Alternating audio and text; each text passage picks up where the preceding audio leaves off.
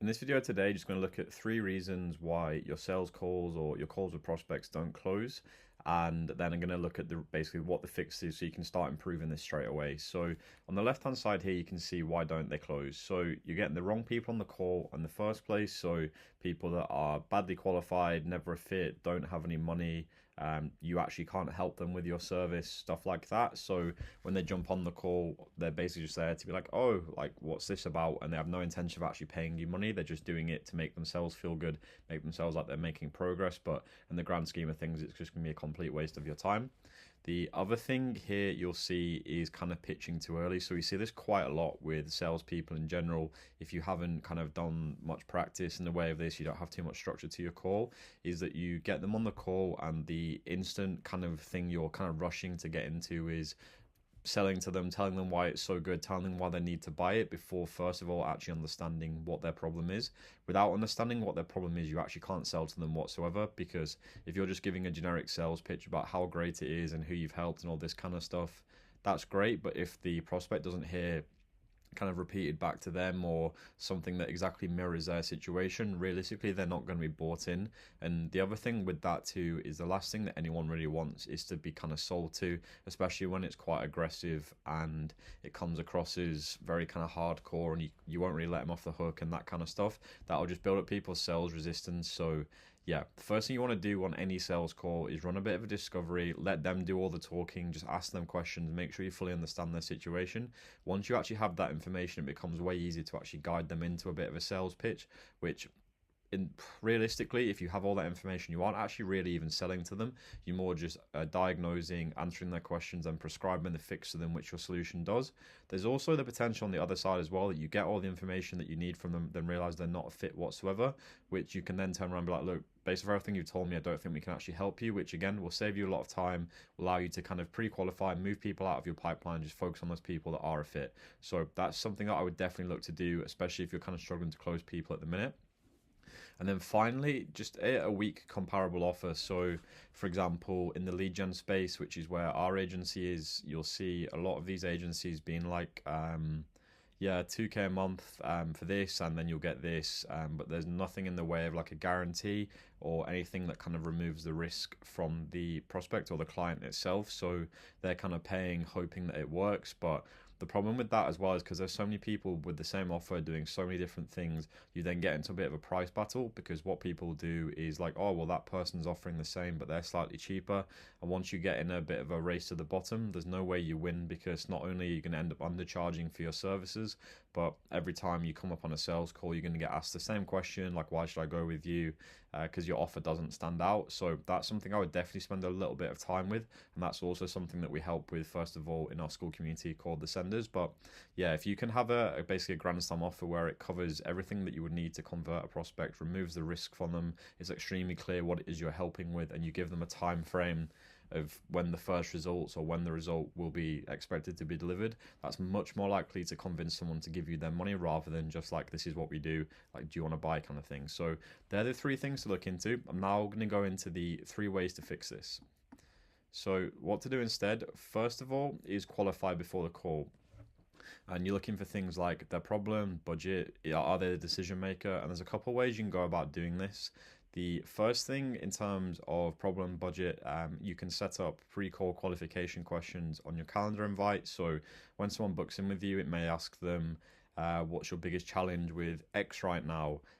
What is your monthly revenue? How much would you be looking to invest in this if this fixed your problem? Questions like that. Of course, it's very hard to give you specific questions to ask unless you actually knew your offer, but you want to be asking things that you know would disqualify or qualify people for your offer, because if you can do that beforehand, you look at the calendar invite and you can see, oh, they've answered this, they're definitely a fit for what we do. Let's hop on a call. Or alternatively, they've said this person definitely isn't a fit.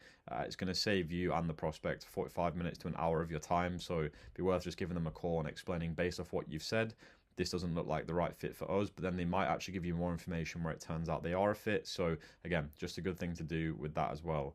The other thing you want to focus on here is the decision maker. So there's a few ways to go about this. The first thing is dependent rather upon how you're actually pulling the prospect into your pipeline in the first place. So if you're doing outbound and you're getting people who are the wrong fit, you've got a problem with your targeting. So you're reaching out to people that don't have the authority to buy from you, don't have the money to buy from you, or they're essentially just reporting into someone else, which again, if that is the case, there's also the potential here that they're going to, like Chinese whispers, they're going to say something slightly different to what you said just because they've given their own version of it, which can massively impact your ability to make the sale as well. Because if there's a key part left out, they've kind of done you a disservice. So there are three things to focus on as well. The other thing too is if you're using ads, is that you need to call out to your ICP directly in the ad. So whether that's on the actual ad itself, on the image or the video, or if you have that in the copy or the description explaining like this is who we work with, you want to always be clear who it is that you're talking to, because if it isn't clear, you're not only either going to attract the wrong people, or even worse, you're not going to attract any people because they don't know who it's for. So that is the key thing I would look at first, is just make sure that everyone, it's extremely clear, they can't misunderstand who this is for. The next thing is in regards to your sales call. So again, pitching too early, you want to be diagnosing, spend the first half of the call on their problem itself, understand what it is that they're struggling with, understand the challenges they face, try build a bit of a gap. There's a really good book you can read called Gap Selling on this. I'm sure there'll be like a audio summary on Spotify or like ChatGPT or something like that, or on YouTube too. But what you want to do with the prospect is kind of understand, you're here now, what will be the effect or the risk if you don't improve this? Where will you be in 6 months' time? And then once you can then start them to get them to internalize and visualize, right, this is like, we're bleeding out here, we're missing out on leads, we're not making as many sales, we're not doing X, Y, Z. You can then get them to start feeling it and then start like convince themselves, oh, we need to get this fixed. If you don't do that and it's more just about selling features to them and there's no real outcome to what you're selling, again, like why would someone pay you for inputs? They're only there for the outcome. So they don't want to hear about your process. They don't want to hear why it's different to anyone else's. They want to hear time frame, cost, outcome, results, that kind of stuff. So that's something to bear in mind as well on every sales call, is after you've actually diagnosed what it is that they're struggling with, and again, use that as a bit of a barometer to actually see, are they a fit for what we actually help with, rather than treating it as like a strict sales call. Then just trying to get them to internalize their problem, what's the risk of not doing this, and then the time frame around that too. And then finally, like I said, in terms of a weak comparable offer, so again, the last thing you want here to be shopping on price. It's, like I said earlier, a bit of a race to the bottom.